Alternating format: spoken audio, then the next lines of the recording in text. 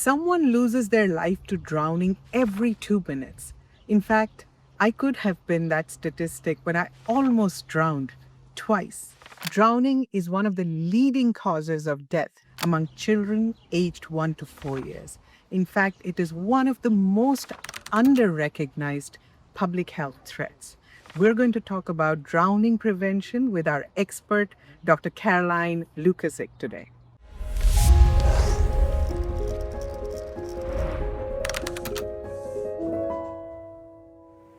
Welcome, Caroline. So, drowning is such a big public health threat. I did not know that. Yes, absolutely. It often flies under the radar. And in fact, in the last 10 years alone, over 3 million people have lost their lives to drowning.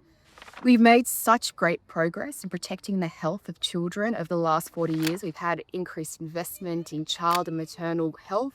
However, now drowning has become one of the leading causes of death for this age group. So it's really time for us to pivot our attention to it. Drowning doesn't often make it to the newspapers. It occurs silently in villages, in bathtubs, or while people do their daily commute to and from work or school. However, these losses are no less devastating to the families and the communities and the friends of these individuals.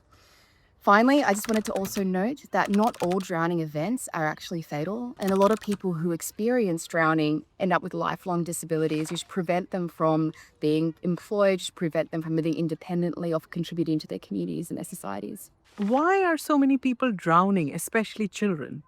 There are three key sort of areas of concern. The first one is around unsafe environments. The second one is around a lack of awareness. And the third one is around a lack of safety skills and also safety equipment. Around the world, many people live in rural communities that are really close proximity to a wide range of different water bodies. This could include rivers, lakes, ponds, uncovered wells, or even ditches.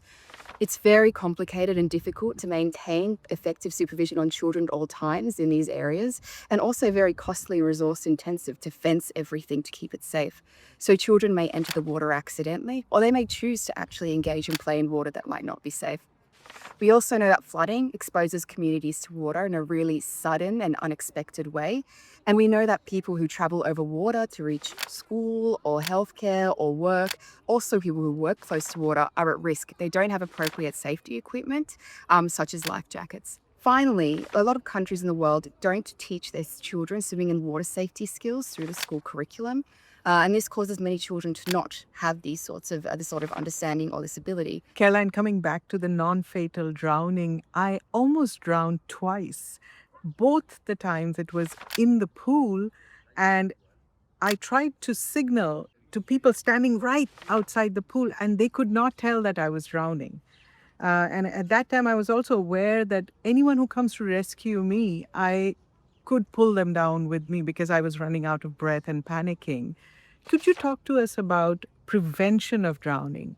Thank you for sharing that story. It's a perfect example of how drowning can be a silent killer, but also about the importance of having someone who is well trained and has the skills to do a safe rescue present and in the area.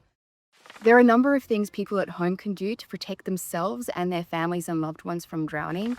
One of these things is to learn CPR and safe rescue skills. Another one is ensuring ongoing and effective supervision of kids, especially near water bodies. A moment of distraction can lead in devastation. Another idea is to teach children swimming and water safety skills from a young age. Even really simple skills such as breathing and floating could save a life.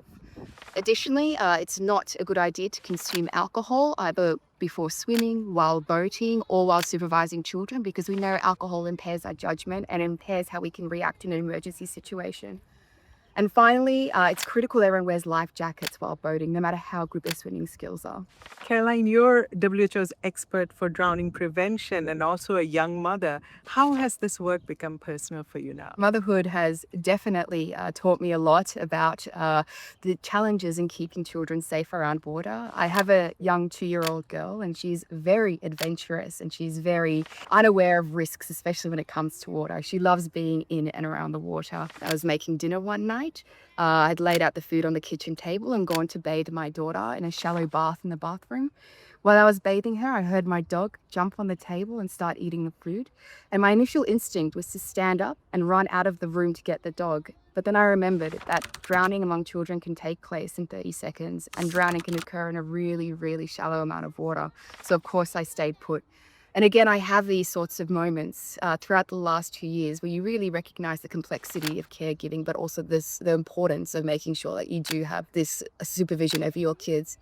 One of my key goals through the World Health Organization Drowning Prevention Program is to make sure the messaging we have to parents is very supportive and empowering, and it doesn't blame, but instead it provides people with really practical, effective ideas on how they're able to keep their children safe in these spaces. Thank you, Caroline, and well done, Mom. It's always difficult to multitask and so difficult to stay, focused when the dog is eating your breakfast.